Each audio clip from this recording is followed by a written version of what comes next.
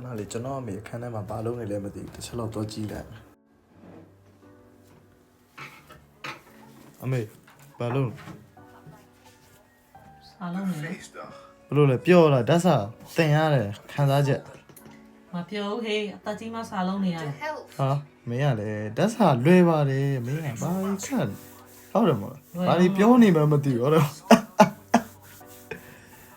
အပြောချင်တာကဘာလဲဆိုတော့လူကြီးလဲဒီနိုင်ငံမှာလွတ်မပေးပါဘူးဒီနိုင်ငံရဲ့အစိုးရလူကြီးလည်းမရပါဘူးเนาะလူငယ်လည်းမရပါဘူးเนาะ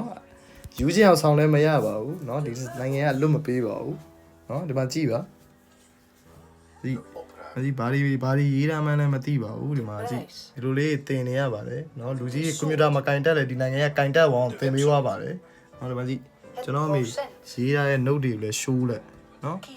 လိုပါပဲဘဝကတော့သိရမလားအသက်ကြီးမှစာပြန်တင်ရတဲ့အမေရဲ့ခံစားချက်ပေါ့နော်ဘလို့လဲအမေပြောလား